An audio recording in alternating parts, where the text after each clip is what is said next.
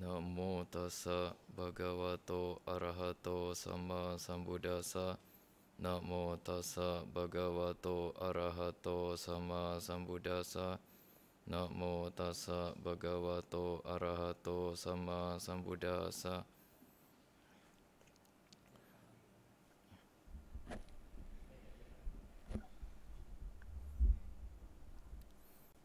Ya, selamat malam kepada ibu bapak, saudara-saudara sekalian. Terimalah salam bahagia dari Bante. Namo Buddhaya. Pada kesempatan malam hari ini, 4 Agustus 2020, Bante berkesempatan untuk memberikan sharing pengetahuan Dharma. Yang pada kesempatan kali ini, Bante akan membahas mengenai Mahaparinibbana Sutta bab 1. Mahaparinibbana Sutta adalah salah satu sutta panjang bagian dari Digha Nikaya.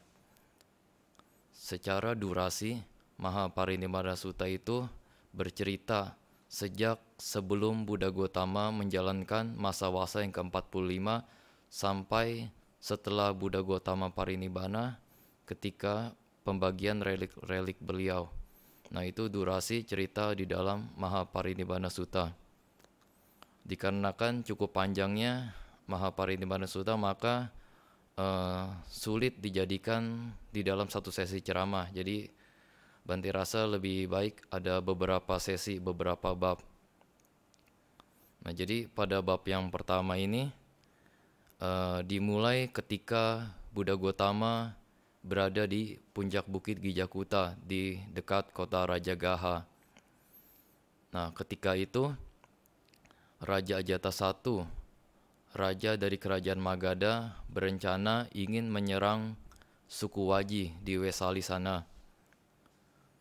Raja Ajatasattu mengutus perdana menterinya yang namanya Wasakara, diutus untuk menemui Buddha Gotama di puncak bukit Gijakuta untuk bertanya perihal rencana Raja Ajatasattu untuk menyerang suku Waji. Nah, Wasakara naik kereta dari kota Rajagaha menuju bukit Gijakuta.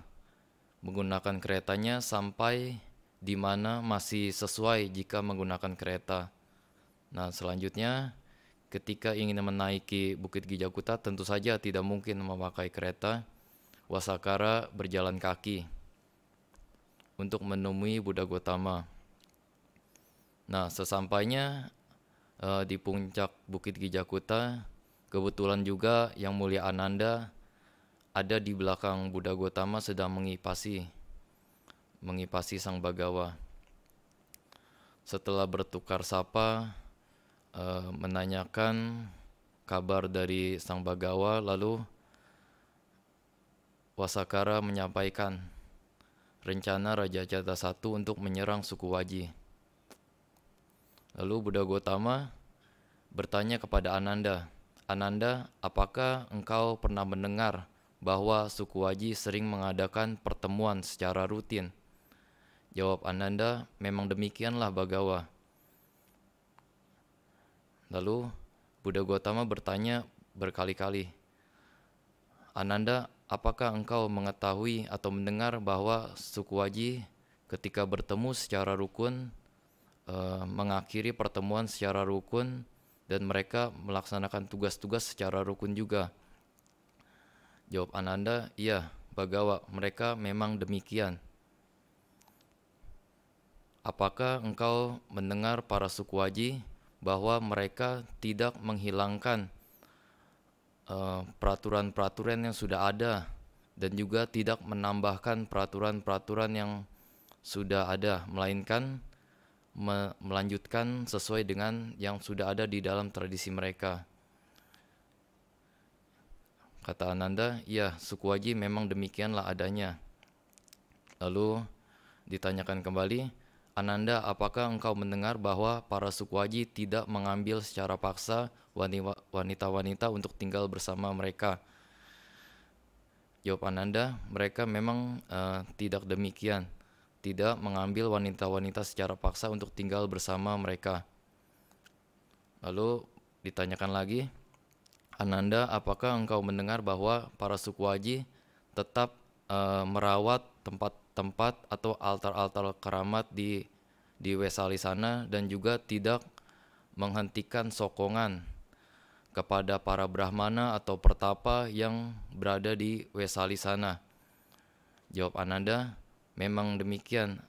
Para suku Aji tetap menghormati tempat-tempat keramat di sana dan juga tetap memberikan sokongan kepada para Brahmana dan pertapa yang ada di sana. Nah, jadi setelah Buddha Gautama bertanya demikian, lalu Buddha Gautama memberikan informasi kepada Wasakara bahwa dahulu ketika beliau berkunjung ke kota Wesali, tepatnya di Aula Sarandada. Nah, di sana Buddha Gautama sempat membabarkan faktor-faktor pendukung persatuan yang tadi disebutkan, yang ditanyakan itu.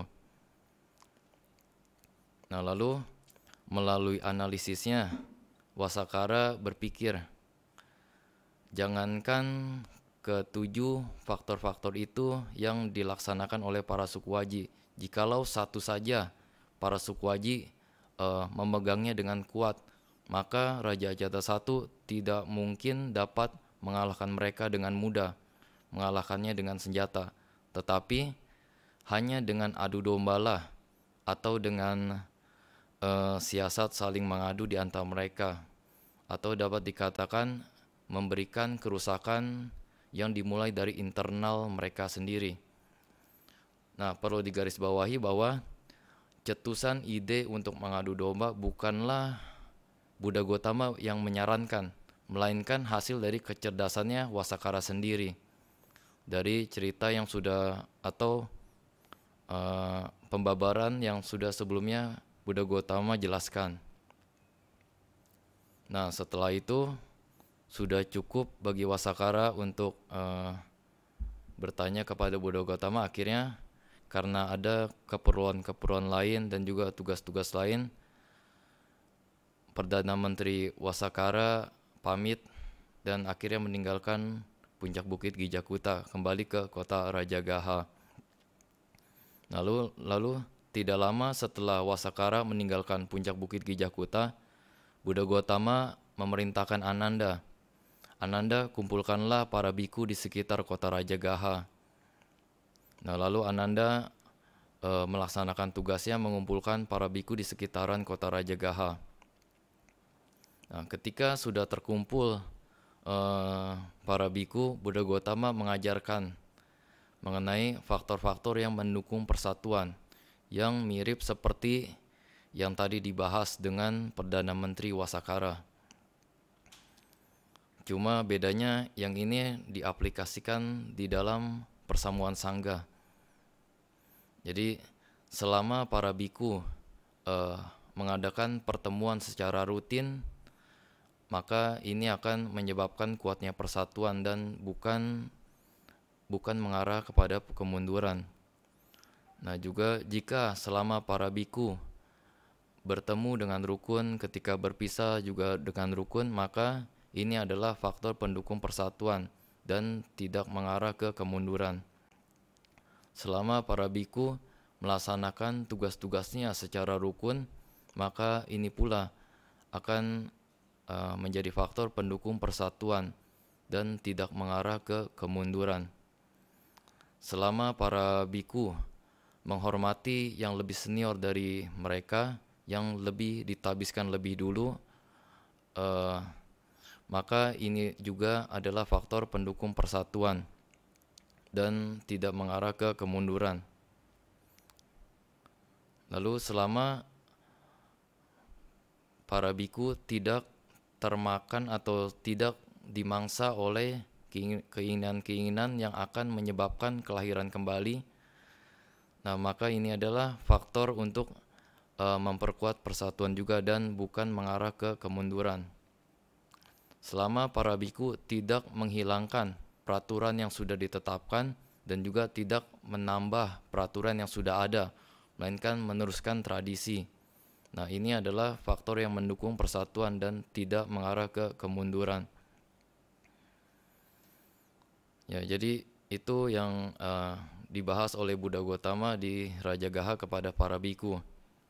Selanjutnya, Buddha Gautama juga membabarkan nasihat-nasihat yang sangat banyak, Bante tidak hafal semuanya, kepada para biku pada saat itu, yang intinya adalah untuk perkembangan batin para biku agar lebih baik. Membabarkan terperinci mengenai sila, samadhi, dan panya. Nah, setelah waktu yang diinginkan oleh Buddha berada di Rajagaha ketika sudah cukup, Buddha Gautama pergi menuju Ambalatika. Di Ambalatika itulah Buddha Gautama juga membabarkan khotbah terperinci mengenai sila, samadhi, dan panya. Tidak begitu lama ketika Buddha Gautama berada di Ambalatika itu, Buddha Gautama pindah lagi ke Nalanda. Nah, di Nalanda itulah Buddha Gautama mendapat seperti pendapat dari Sariputta. Sariputta Thera mengucapkan auman singa. Sariputta Thera berkata kepada Buddha bahwa Tathagata yang di masa lampau, Tathagata yang saat ini, dan Tathagata tidak akan ada Brahmana atau Pertapa di masa lampau, tidak akan ada Brahmana atau Petapa di masa yang akan sekarang, tidak akan ada Brahmana atau Petapa di masa yang akan datang yang dapat melampaui kebijaksanaan Bagawa. Dan juga demikian pula tidak akan ada Pertapa atau Brahmana yang dapat melampaui kualitas konsentrasi, juga kualitas moralitas dari Bagawa. Nah, lalu Buddha Gautama bertanya kepada Sariputta, apakah engkau dapat melihat pikiran dari Tathagata? Jawab Sariputta, tidak mampu melihat pikiran dari Tathagata. Lalu Buddha Gautama bertanya lagi, apakah pikiran dari para Buddha di masa lampau dan juga para Buddha di masa yang akan datang, apakah terlihat olehmu? Kata Sariputta, tidak juga Bagawa. Pikiran Tathagata di masa lampau dan masa yang akan datang tidak terlihat olehku. Lalu Sariputta menjelaskan bagaimana analisisnya berkenaan dengan pernyataan auman singa itu. Nah, Sariputta membabarkan argumentasi, diibaratkan seperti ada suatu benteng di perbatasan suatu negara atau kerajaan yang hanya memiliki satu gerbang, dan di situ ada satu penjaga yang sangat lihai, sangat kompeten dalam menjaga gerbang itu. Tidak akan membiarkan satu orang pun yang tidak dikenal untuk masuk, dan hanya memperkenankan yang dikenal saja untuk memasuki dari gerbang itu. Dan siapapun yang lalu lalang harus melalui hanya satu pintu itu. Bahkan seekor kucing pun tidak mudah. Nah, demikian pula Sariputta mengetahui arus dhamma. Sariputta menyadari bahwa semua sama Sang Buddha di masa lampau, yang saat ini, dan juga semua sama Sang Buddha yang di masa yang akan datang pasti melalui jalan yang sama, yaitu mereka pasti melemahkan lima rintangan atau panca niwarana, lalu mereka pasti mengembangkan 4 landasan perhatian murni, lalu pasti akan mengembangkan 7 faktor pencerahan sempurna. Nah, semua Tathagata pasti melalui itu. Nah, dengan demikian Sariputta menjelaskan analisisnya, bukan berdasarkan penglihatannya kepada para Buddha masa lampau atau Sang Bagawa pada saat itu, dan juga bukan penglihatannya ke sama Sang Buddha yang akan datang. Ya, lalu setelah sekian lama di Nalanda, akhirnya Buddha Gautama berpindah ke Pataligama. Nah, di Pataligama ini Buddha Gautama membabarkan 5 akibat dari buruknya moralitas kepada para umat awam di Pataligama. Akibat dari umat awam yang tidak menjalankan moralitas dengan baik, maka yang pertama adalah dia akan kehilangan harta bendanya karena kelalaian dalam menjalankan tugas-tugas. Nah, yang kedua, orang itu akan memiliki reputasi yang buruk.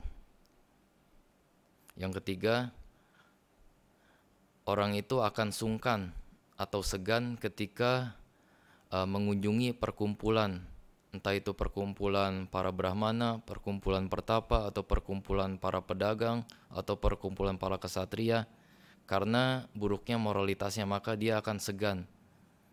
Nah, yang keempat adalah orang itu akan menjelang kematiannya akan meninggal dalam keadaan bingung. Yang kelima adalah setelah dia meninggal, dia akan terlahir di 4 alam rendah, salah satu dari 4 alam rendah. Nah, lalu dibabarkan pula 5 akibat baik jikalau perumah tangga menjalankan moralitasnya dengan baik. Yang pertama adalah mendapatkan harta benda atau kekayaan karena tidak melalaikan tugas-tugasnya, menjalankan tugas-tugasnya dengan semestinya dan dengan baik. Nah, yang kedua, dia akan memiliki reputasi yang baik karena moralitasnya yang baik. Nah, yang ketiga, jika dia pergi ke perkumpulan para brahmana atau pertapa atau pedagang, maka dia akan pergi ke kumpulan itu dengan percaya diri. Nah, yang keempat, dia meninggal dengan tenang, tidak dengan keadaan bingung. Nah, yang kelima adalah setelah meninggal dia akan terlahir di alam yang bahagia, sekurang-kurangnya jadi manusia kembali. Nah, di Pataligama itu pula ketika itu Brahmana Wasakara dan Brahmana Sunida, mereka adalah menteri dari kerajaan Magadha, sedang membangun benteng pertahanan yang tentu saja perintah dari Raja Ajata I. Dalam usahanya nanti itu akan menyerang suku Waji. Nah, pada kesempatan kali itu Buddha Gautama dengan kekuatan batinnya, Sang Bhagawa melihat ada ribuan dewa yang bertempat tinggal di Pataligama. Dewa-dewa yang memiliki kekuasaan yang tinggi atau kekuasaan besar mempengaruhi pikiran pejabat-pejabat yang berkekuasaan besar juga, yang punya kekuasaan tinggi untuk tinggal di wilayah yang sama dengan mereka. Dan juga para dewa yang memiliki kekuasaan menengah dan rendah, mereka pun mempengaruhi pikiran para pejabat yang berkekuasaan menengah dan rendah agar tinggal di wilayah yang sama dengan mereka. Nah, lalu Buddha Gautama ketika itu meramalkan bahwa Pataligama itu nanti di masa yang akan datang akan jadi kota yang sangat besar, yang maju. Nah, tetapi Pataligama itu nantinya yang akan jadi di zaman Asoka itu Pataliputa. Nah, nanti akan ada bahaya dari api, air, dan perselisihan internal. Nah, kalau sekarang itu namanya Patna. Nah, Brahmana Sunida dan Wasakara mengundang Buddha Gautama untuk menerima dana makanan. Keesokan harinya Buddha Gautama menerimanya dengan berdiam diri. Nah, lalu keesokan harinya sangat banyak makanan, minuman yang dipersembahkan kepada Buddha dan juga para bhikkhu sangga. Setelah persembahan dana makan itu selesai, Buddha Gotama membabarkan Anumodana kata yang artinya kurang lebih seperti ini, di mana para bijaksanawan berada, dia selayaknya lah memberikan dana kepada para pemimpin kehidupan suci. Nah, para dewa yang turut memberitakan kejadian itu akan melindungi sang pemberi itu. Dan siapapun orang yang dilindungi oleh para dewa akan memiliki kebahagiaan dalam jangka panjang. Nah, setelah sekian lama di Pataligama, Buddha Gotama pergi dari Pataligama itu menuju ke Sungai Gangga untuk menyeberang. Nah, Brahmana Sunida dan Wasakara mengikuti Buddha Gotama dari belakang, dan mereka berpikir dimanapun gerbang yang dilalui oleh Buddha Gotama akan dinamakan gerbang Gotama, dan dimanapun Buddha Gotama menyeberang di Sungai Gangga itu pinggirannya, maka di situ akan dinamakan pelabuhan Gotama. Nah, ketika itu Sungai Gangga sedang meluap sehingga burung-burung mudah sekali minum di pinggirannya. Ketika itu pun ada banyak orang-orang yang mencari rakit, menyiapkan perahu untuk menyeberang. Nah, tetapi Buddha Gotama beserta rombongan biku dengan kekuatan batin Buddha Gotama selayaknya seperti orang kuat yang menekukkan tangannya yang lurus dan meluruskan tangannya yang tertekuk. Demikian pula mudahnya Buddha Gotama menghilang dari tepian Sungai Gangga yang sini dan muncul kembali di seberang Sungai Gangga itu. Nah, cerita di bagian bab 1 Mahaparinibbana Sutta cukup sampai sekian, tetapi Bante akan memberitahukan bagaimana Raja Ajatasattu menaklukkan suku Waji. Penaklukan suku Waji oleh Raja Ajatasattu tidak terjadi ketika Buddha Gotama masih hidup. Entah karena Raja Ajatasattu sungkan atau memang belum waktunya. Setelah Buddha Gotama parinibbana, barulah Ajatasattu melaksanakan rencana penyerangannya itu. Nah, sesuai dengan apa yang sudah didengarkan oleh Brahmana Wasakara ketika di puncak Bukit Gijakuta, bahwa selama para suku Waji masih punya persatuan yang kuat, mustahil atau sangat sulit untuk diserang menggunakan senjata. Nah, sehingga Ajatasattu beserta Wasakara itu bersekongkol. Jadi dibuat suatu sandiwara. Jadi dibuat seolah-olah Wasakara ini membuat suatu kesalahan di kerajaan Magadha sehingga mendapatkan hukuman buang. Nah, setelah dibuat sandiwara itu, mungkin ada suatu sandiwara di dalam pengadilan di Rajagaha itu. Nah, Wasakara ini dibuanglah ke kota Wesali, ke kerajaan tetangganya Magadha. Nah, Wasakara berniat untuk memecah belah dari dalam. Tetapi awal-awal suku Waji, tentu saja para bangsawan di Wesali sana tidak percaya begitu saja. Awal-awalnya memang dicurigai apakah ada alasan lain Wasakara pindah dari Rajagaha ke Wesali. Nah, tetapi setelah mendengarkan penjelasan dari Wasakara bahwa dia itu dibuang karena suatu kesalahan yang cukup besar di dalam kerajaan Magadha itu, ada yang percaya, ada yang tidak. Tetapi mungkin karena berkali-kali diulang dalam kurun waktu cukup lama, mereka akhirnya percaya juga dan menerima Wasakara itu di kota Wesali dan sering bercengkrama atau sering bergaul dengan para bangsawan suku Waji di sana.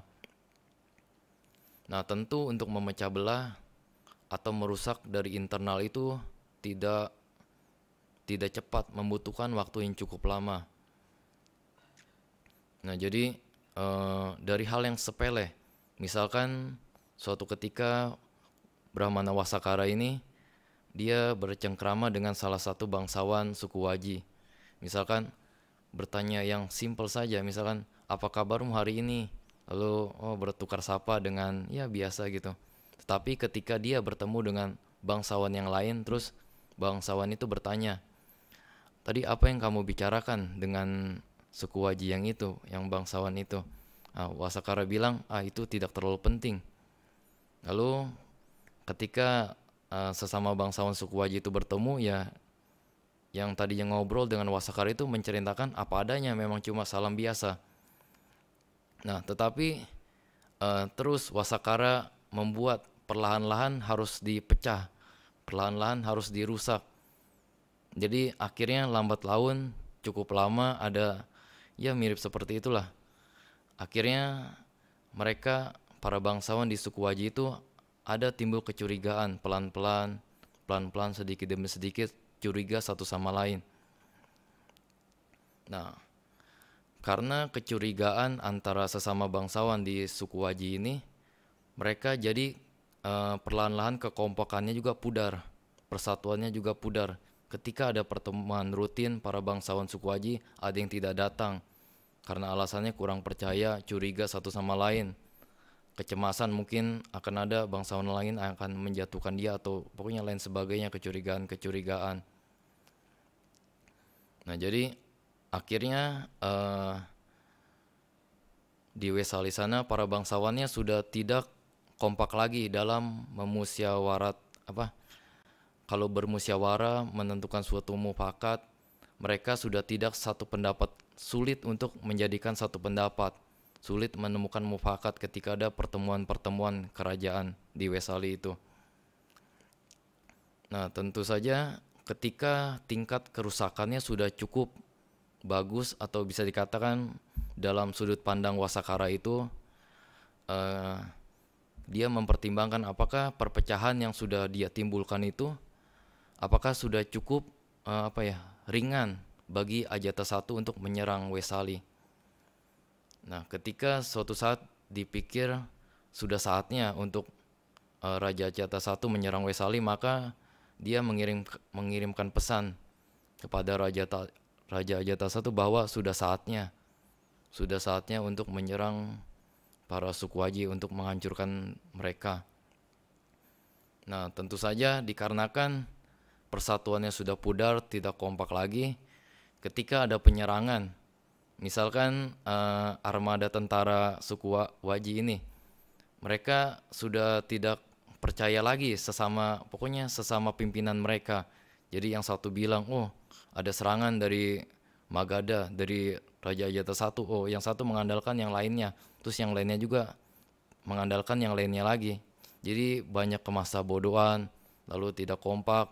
Nah, akhirnya Ajatasattu berhasil melumpuhkan kota Wesali lalu menjadikannya bagian dari kerajaan Magadha. Ya, sebenarnya kalau dilihat dari sejarah Indonesia juga ya mirip-mirip juga. Dulu waktu zaman Kesultanan Mataram Islam sekitar ya tahun 1600-an. Nah, itu pemerintah VOC atau pemerintah kolonial Hindia Belanda juga memanfaatkan sistem adu domba. Jadi melemahkan secara internal. Jadi sekitar tahun 1750-an ya pemerintah Belanda ya berhasil di daerah Jawa, ya sekitar Jawa Tengah, Jawa Timur sana terpecah. Ada yang Kesultanan Surakarta, Kesultanan Mangkunegara, Kesultanan Yogyakarta. Jadi sudah terpecah jadi beberapa kerajaan. Nah, lalu sekitar 1800-an Inggris berhasil memecahnya lagi. Ditambahkan satu, Kesultanan Paku Alaman di selatan Jogja. Nah, jadi siasat adu domba sudah bukan barang baru lagi, sudah sebelum Masehi pun di zaman Buddha sudah ada siasat adu domba itu. Nah, di sini Bante ingin menyampaikan bahwa faktor-faktor pendukung persatuan ini bukan hanya dapat diaplikasikan di dalam pemerintahan. Jadi ibu bapak, saudara-saudara sekalian, ketika memiliki organisasi atau ibu bapak memiliki keluarga sekurang-kurangnya, nah faktor-faktor pendukung persatuan ini dapat diterapkan juga. Jadi misalkan di suatu organisasi, jikalau tentu saja pesertanya tidak kompak atau tidak bersatu, sulit mencapai mufakat ketika ada rapat atau pertemuan, tentu saja itu akan jadi faktor kemunduran, akan menyebabkan perpecahan di dalam internal. Demikian pula di dalam keluarga ibu bapak, saudara-saudara sekalian. Ketika para anggota keluarga tidak kompak, saling curiga satu sama lain, saling tidak percaya satu sama lain, itu yang akan menjadi benih perpecahan. Nah, demikian pula benih-benih yang akan memperkuat persatuan yang tadi di dalam Sutta Mahaparinibbana Sutta itu Buddha Gautama menjelaskan. Nah, itu terapkanlah di dalam keluarga ibu bapak saudara-saudara sekalian. Ya, kurang lebih seperti itu yang Bante sampaikan. Semoga dapat bermanfaat, menambah pengetahuan, menambah wawasan. Jikalau ada salah-salah kata atau mungkin ada salah materi, mohon maaf karena Bante juga masih dalam proses belajar. Akhir kata, terimalah salam bahagia dari Bante. Namo Buddhaya.